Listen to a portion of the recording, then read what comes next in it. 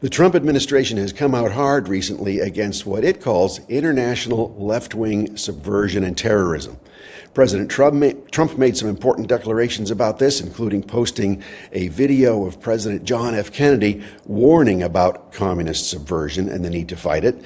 And then Secretary of State Marco Rubio, Treasury Secretary Bessent, and others gave a magnificent event before representatives of 60 nations, calling for an international campaign to smash left-wing terrorism and subversion.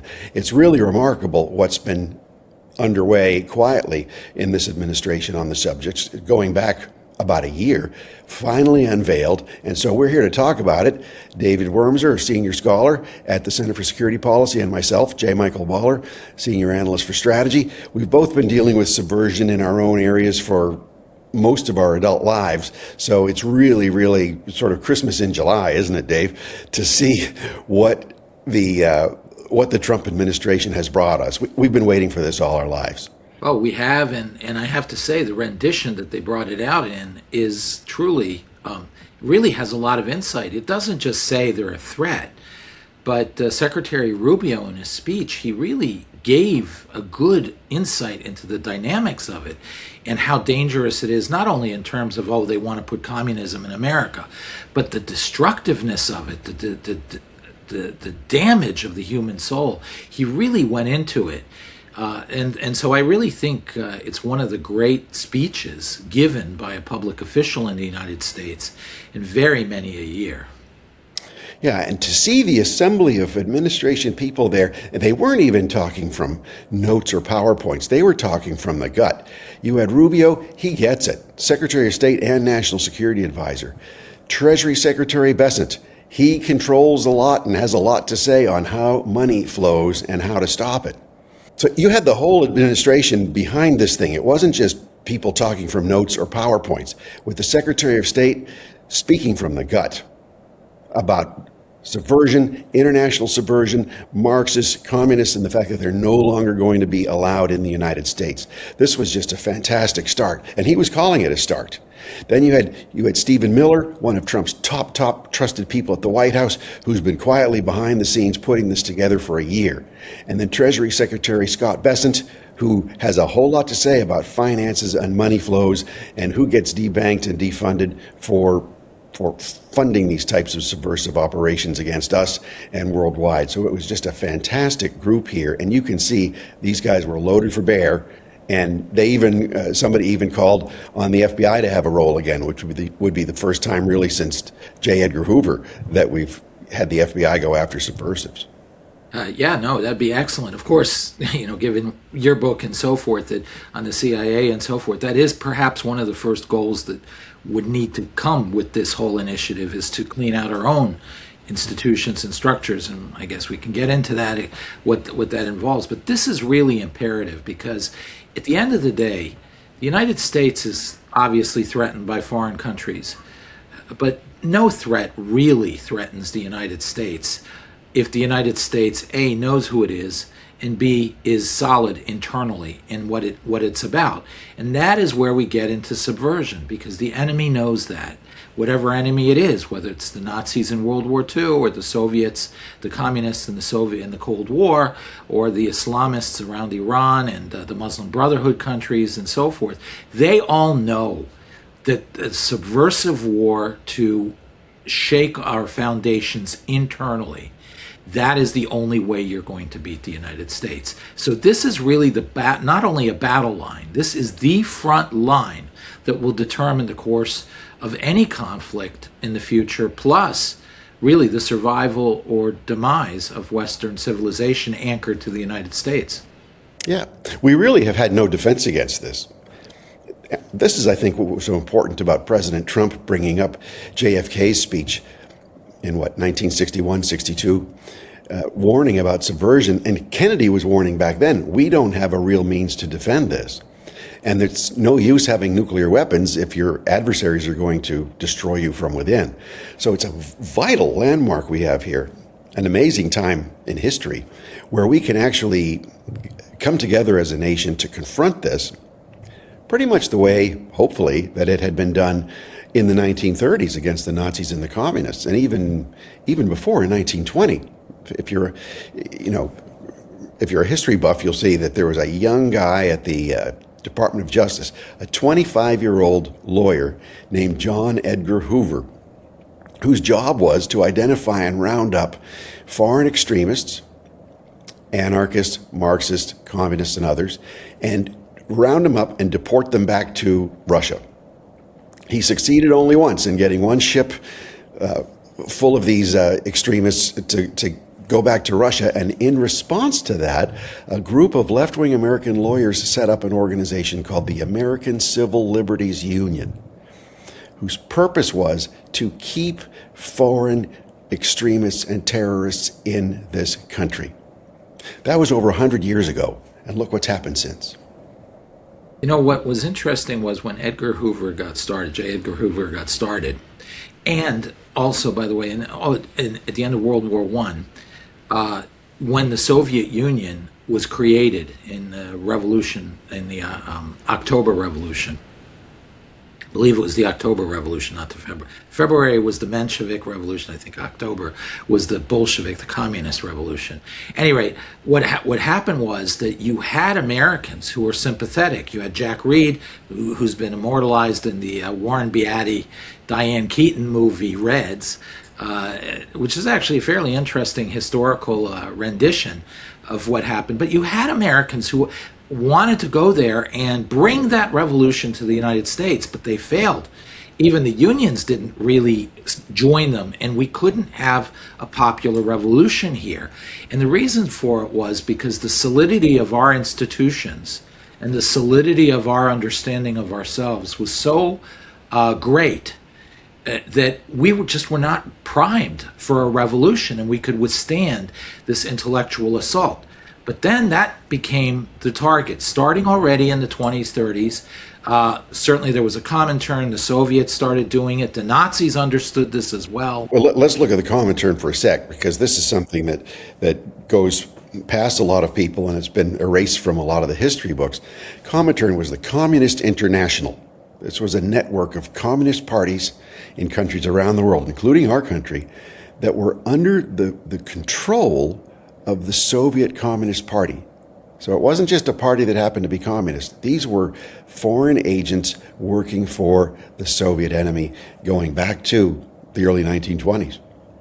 That's right, and they started showing up all over. I mean, certainly they had their agents here in the United States, but they also had in Mexico, in other places all over Europe, and so forth. But they weren't really getting to where they needed to get. And that is where the real subversive activity came in. They understood that, again, to destroy the United States, you had to destroy its institutions, and then you had to destroy the soul of the essence of America.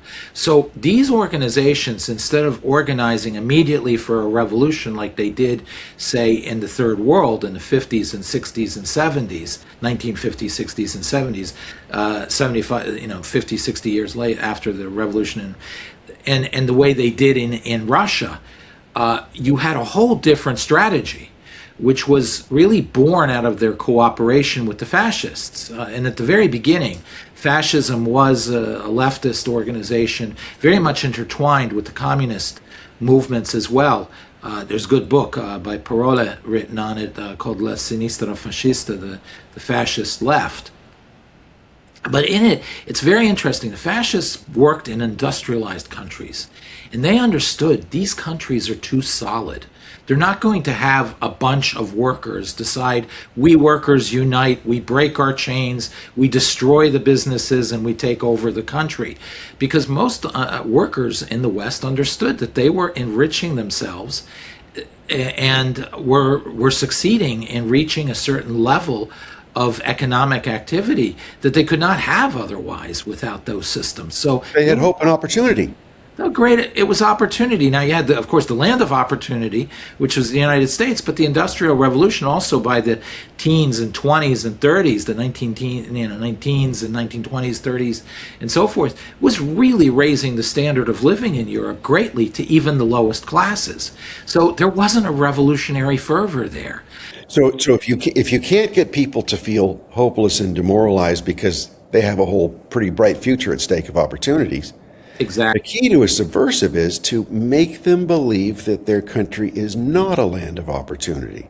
Correct. That it's an oppressive country set up by oppressors to oppress them and anything else that they deem to be oppressed for the purpose of destroying everything for the revolution. Exactly. You have to attack the soul of the country, and make them understand, exactly as you said, that they are evil, that this is an illusion. They're not really getting rich. They are actually being further enslaved. They are losing their freedom, etc. So let's go over when the subversive forces demonize our culture, our society, our system. They're demonizing the American founding. We're a racist country created by racist, slave-owning, bigoted, misogynistic white men who have nothing of value because they were just oppressors. So the American founding, so all the philosophy, all the laws, everything coming from that, it's got to go. Which is why now you have the Democratic Socialists of America saying that the Constitution should be destroyed. Two of the three branches of government, meaning the presidency and the courts, should be destroyed, and it should be run by one big council. Russian word meaning Soviet. So you've got then American founding principles, the really oppressive Judeo-Christian tradition where everything's oppressive. Yeah, and also our history, because our history, our the ideas plus our history combine to create what Abraham Lincoln called these mystic bonds of memory that take a nation and bind it together almost like a family.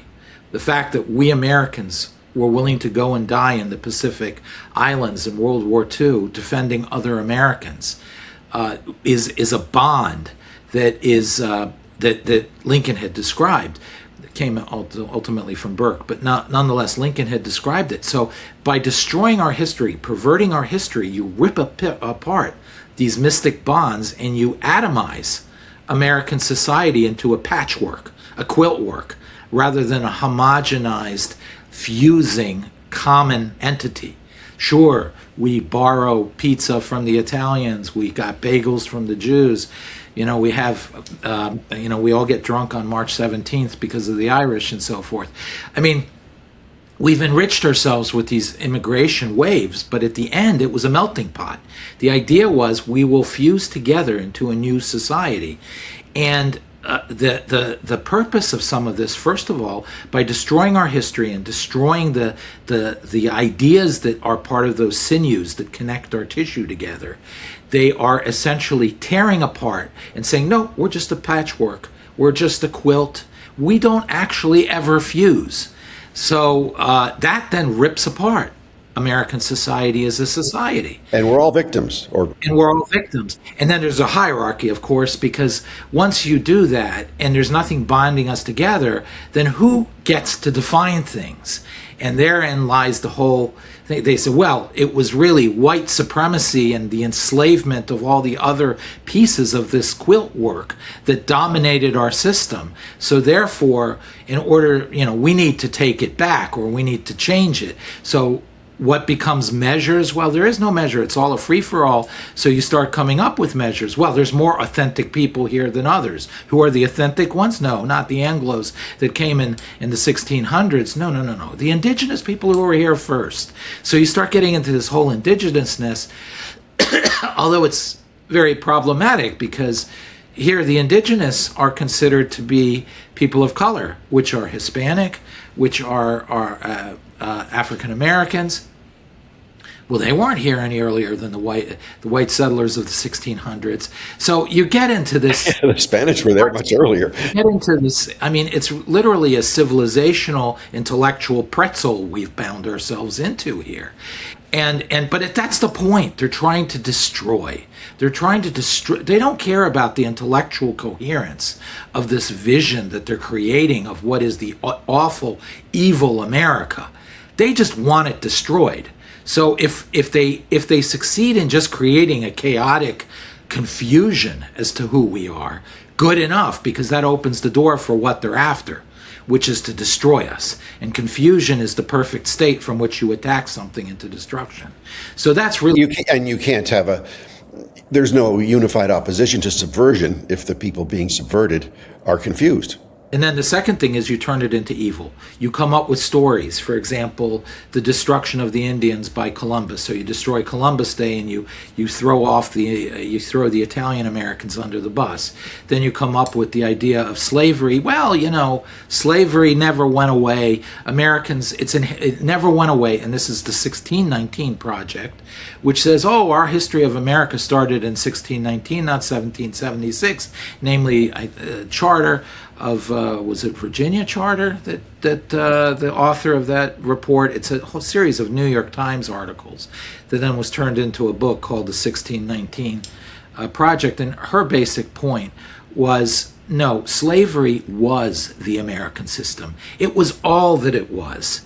Everything else, the freedom, the Constitution, the elections, all of this is a fraud. It is just window dressing to cover up the evil of slavery. And we never got rid of slavery. We just repackaged it into some other form that made people think that we were delivering freedom. So the Emancipation Proclamation and everything ever since, the Civil Rights Campaign in the 1960s, all a fraud. What we really have done is create a capitalist structure, and the essence of capitalism is slavery. It is the pilfering of the labor and sweat of workers for the enrichment of a bourgeois capitalist class, and that is the ultimate. And the white man in particular, the white Christian man in particular. And it's fused with these ethnic issues and so forth. So they and it's all a question of hate. It's all being done through hate. And of course, you can't reason with hate. You can't compromise with hate. You have to destroy hate. So they demonize everything to leave no room for discussion. So they created confusion to make us vulnerable for the attack, and then they legitimized the attack by demonizing us and demonizing the ideas that are the sinews that connect, again, all the tissue of our civilization. So it is a 1-2 punch that is designed to not only stop us in our tracks and doubt ourselves, but in the end turn in on ourselves, create almost an autoimmune disease that kills us. And that is the real attack on us from the outside, because we don't even stand a chance. If we descend into this internal destruction, then we don't have any basis to defend ourselves externally. No. And this was the Trump administration's purpose of going after DEI and critical theory, because it's the same subversive idea where everything that you've just said is manifested in diversity, equity, and inclusion as some kind of reparations for all the evil that America has had. So let's have everything DEI. So when Obama came in as president in 2011, his second year, he had an executive order to impose DEI standards on the entire federal government, including the intelligence community, the diplomatic service, the military, every other part of the federal government had now to push this DEI subversive propaganda. And where did DEI have its origins from? It had its origins from the Frankfurt School of Germany, which pulled up roots and went to Columbia University and set up, and the Teachers College there, and set up then this whole idea of grievance-based conflict, where they took the economic side of Marxism, which was the dialectical materialism and class struggle and the proletariat overthrowing the capitalist class, and said that's not working because we leftists here are wealthy, and they turned it to, instead of economic Marxism, they turned it to cultural Marxism. So now the oppressor wasn't the capitalist class, the oppressor is American culture and Western civilization. So it was a constant long-term jihad, or the long march through the institutions to make war on all Americanism and all the Western civilizational underpinnings of our country. Yeah, it was a brilliant strategic shift. They really built off of Antonio Gramsci, who really wrote the seminal work saying Western civilization is not going to be beaten by the resentment based on class warfare, because most Westerners, even the poorest, I mean, look at America in the 1950s, 40s. They owned cars. They had, by the 50s they had TVs. I mean, there was no way in which you could tell a guy who was working in Dundalk in Baltimore in the steelworks that he was some sort of an oppressed, pilfered person. He lived actually a good life and was quite happy, and you started seeing him buy a house, start moving to the suburbs, etc. The American dream, as so to speak. So it was very difficult. So they had to redefine the concept of who is oppressed. As you said, the Frankfurt School. And Gramsci had this idea of that the only way you're going to do that, because you have such powerful structures of solidity in the Western civilization, is you need to take over institutions. You need to take over the critical institutions that govern and instill citizenship, virtue in American society. Because you need to take those institutions. It's like an autoimmune disease. How does an autoimmune disease kill a person? It takes over its immune system. It takes over the very thing that is supposed to be fighting disease, and it makes it its enemy of the body and uses it to destroy itself. And that is exactly how they saw institutions. So that's what these institutions, in a nutshell, the most important ones to take over first were the ones of shaping people's minds and communicating with people. So that meant universities, that meant K through 12 education, that meant journalism, that meant entertainment and Hollywood and music and culture, and then the seminaries. Exactly, the seminaries, because I mean, dissecting American culture, there are several key foundations of American society. One, of course, is Christianity. Now, I say this as a very proud Jew, but America is a Christian country. Now, yes, there's a Judeo-Christian core, and I very much believe in that. But the reason why the Judeo-Christian core is so important is because we are a Christian country. The concept of community and church was critical to our founding. It is from that we derive the idea that there are inalienable rights of life, liberty, the pursuit of happiness, that our freedom is something that is derived from the divine creation of humans themselves. So therefore, it isn't something man gave to another man. We're not free because some good leader decided, well, I'll be very benevolent and I'll make these people free. It is because it is the way God created us. And then we also extended that into the idea of natural right. But nonetheless, the idea emanates from the fact that our rights do not derive from the benevolence of other men. They are inherent to who we are. And that derives from the foundations, the Judeo-Christian foundations of our society that were incorporated because we had essentially a very Christian concept to the creation of our nation. So one of the key areas... in the Declaration of Independence. Absolutely. So one of the areas that had to be attacked in order to unravel American society was the church. And once again, like America as a whole, it's very difficult to take either Judaism or Christianity and destroy it from the outside. Faith has the ability to have grit and resilience that most of these ideologies simply cannot penetrate.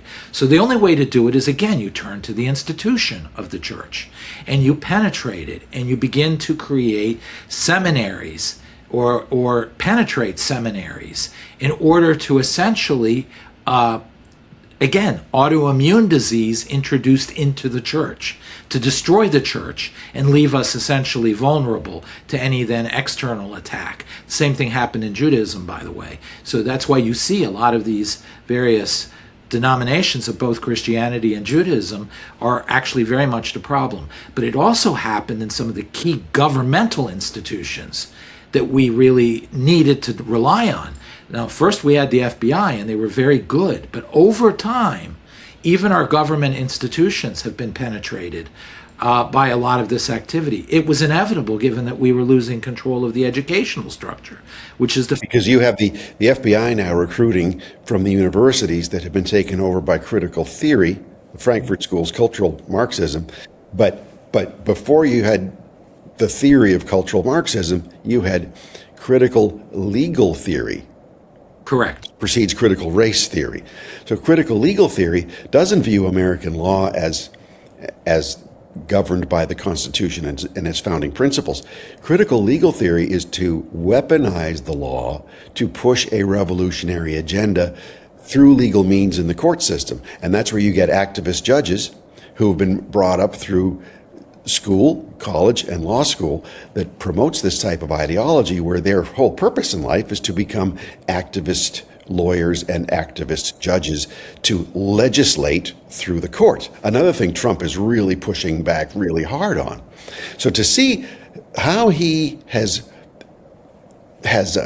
tackled this issue of subversion from day one on his judicial appointments, all the way up to what we've seen now with Rubio and the Treasury Secretary Bessent and others, and some things that we don't necessarily notice, but the National Endowment for the Humanities, which has a huge congressional funding every year to fund film and drama and other performing arts and any other kinds of art and expression. It's been funding these radical type of art exhibits and performances and so forth over the years. That's come to a stop because that's another form of subverting. Yeah, I think the president, culture through art and entertainment. The president and his administration has been quite adept in singling out and beginning to identify where this attack is happening, which is, again, why I'm not surprised that you had this conference recently with Rubio speaking, because clearly this is something on their mind.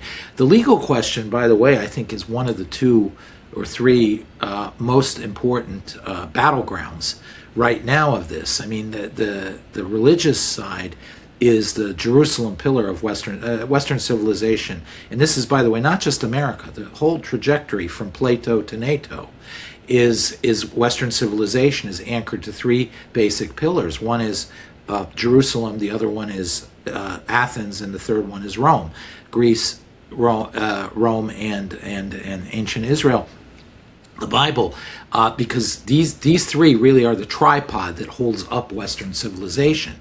So the religion is being attacked that way. Now the legal structure, in many ways, it goes back to the Roman pillar and so forth. But the key thing about the legal structure is that our legal structure incorporates the religious aspect, that basically rights are inherent to the human. Therefore, the legal structure is established to temper the democracy. Namely, it is to protect the minorities and the non-majority opinions from excess by majority rule. And as a result, because there are certain protect the individual. Yeah, that's right. Because there are certain inherent rights to the individual. Even if society says this value is our value, but this individual doesn't agree with us, so therefore we need to protect ourselves from this individual because, he has terrible ideas, he's an enemy of the people. So therefore, best he just be killed or something like that. This is what the whole issue of the inherent right to life, liberty, and the pursuit of happiness entails. And so the legal structure that emerged from the British legal tradition is one anchored to the inalienable rights of man. You already had the British Petition of Right and then the Bill of Rights in the 1600s, from which derived our Declaration of Independence, which is based on the Bill of Rights, in Britain 100 years earlier from the Glorious Revolution.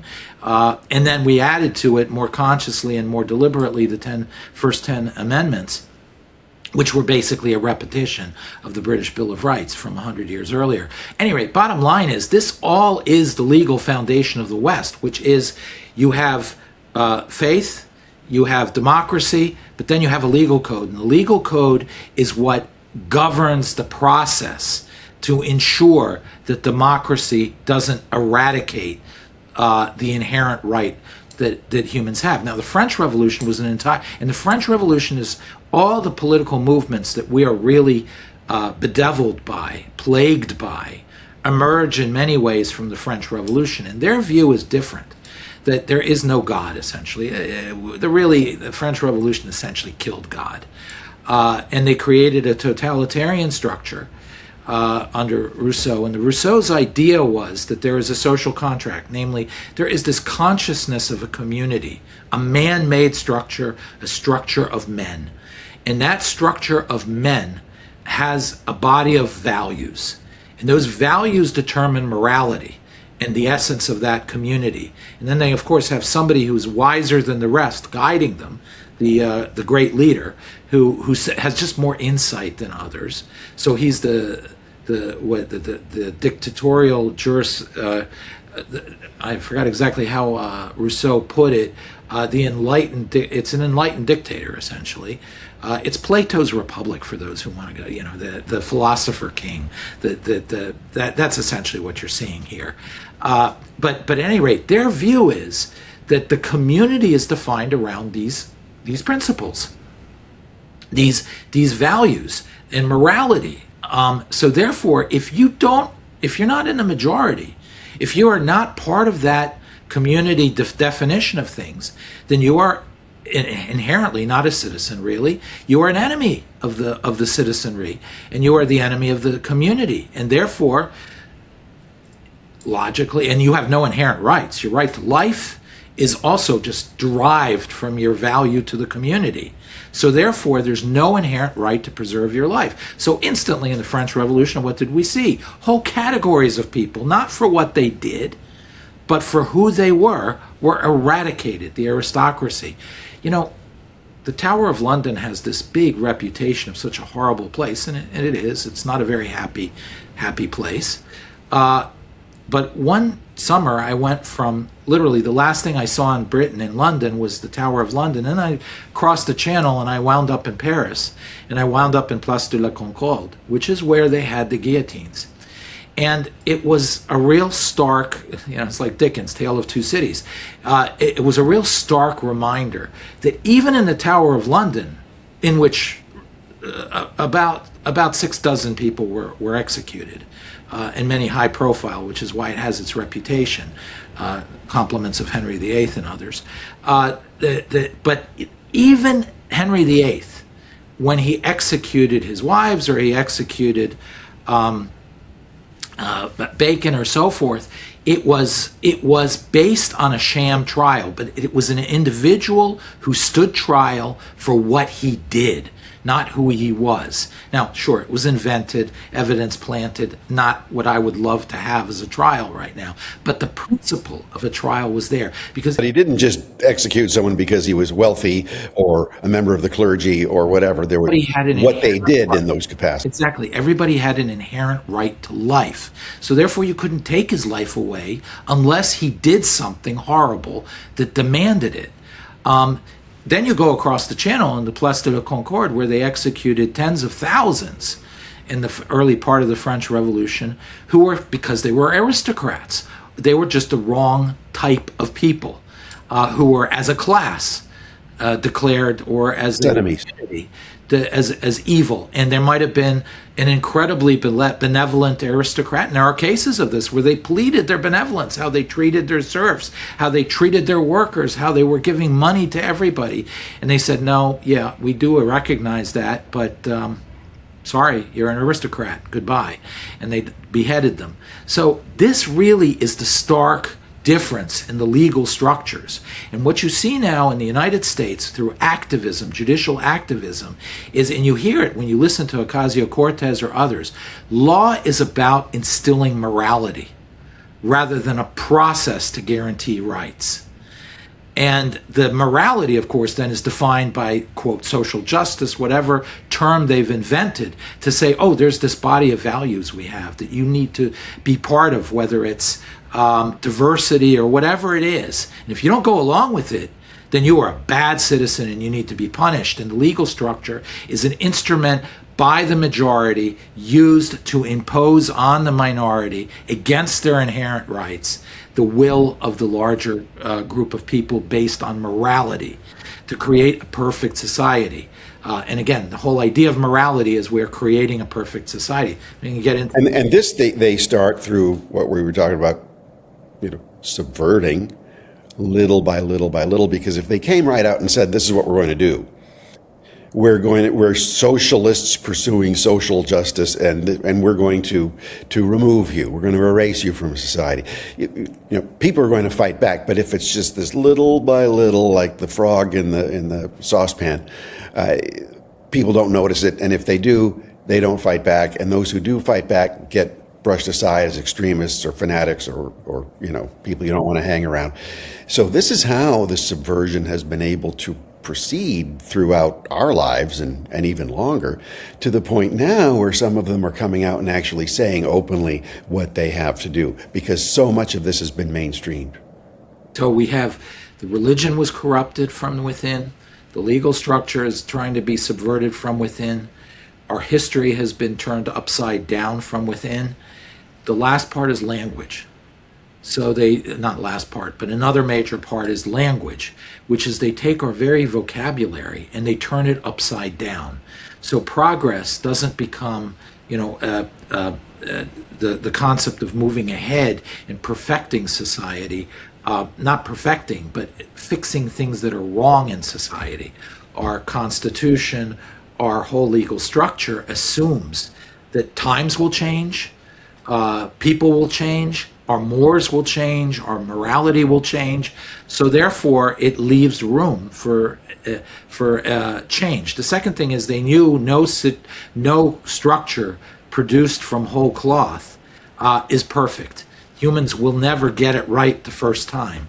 So there are revisions constantly there. So the whole issue, for example, of slavery is one of the best examples. Yes, it was a problem. It was an incomplete extension of freedom to all people who lived in the United States at the time, all citizens essentially.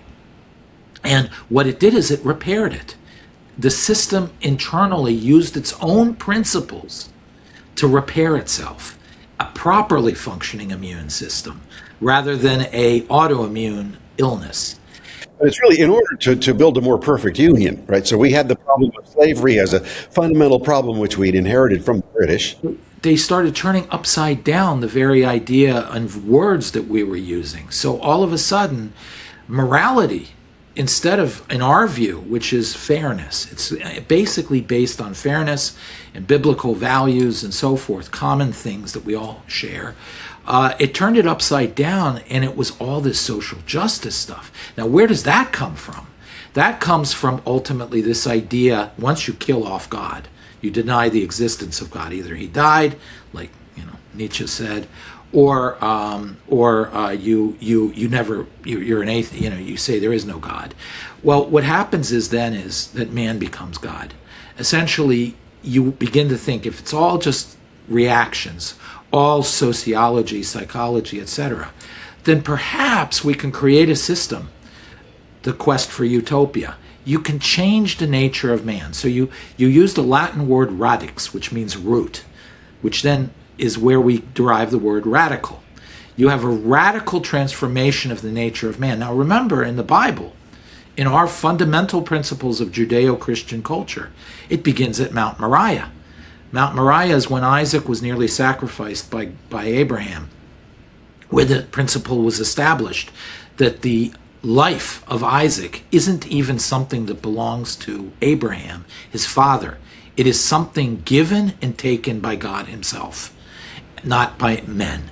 And that's the inherent right to life. But with it, you derive then the right to all these other elements of principles and so forth. Oh yeah, so also derived from that specific point in Mount Moriah is that humans are godly creations. Therefore, it isn't in the realm of humans to change the nature of man. Man is who it is. Our very Constitution derives from the Garden of Eden. We are flawed people, that we are not going to ever change. Humans are not perfect. Humans will never be made to be perfect. So therefore, we create a system that harnesses our capabilities and our foibles and our sins and everything else that we are. We're very complex. In fact, in Judaism and in some forms of Christianity, it's this very struggle between good and evil in the soul, in the mind, that is the essence of what a human soul is, that differentiates us from animals, and so to speak. But nevertheless, the whole structure of Western and American thought anchors to the fact that humans are not perfect and they will never change. The radical view is, if there's no God, we can change man. We're nothing but an organism. And you can change the DNA, you can change this, maybe it's the way it grows up, whatever. You can fiddle with humans until you People apart. Chopping apart. Kill them before they're born or kill them anytime during their life. Those who are lesser, the ones who you don't want to infect. The structure, that's where you get Nazism, that the Jews were this corrupt, bacterial-like element within the human family, and therefore you have to exterminate it to make more pure the human and perfect the human soul, perfect humanity. It's all utopian thought, where you can create. Man plays God and tries to perfect man. But the problem is, when you have a society like the French Revolution, which was utopian, the idea is that you can radically change the nature, the root of man, and create a utopia on earth.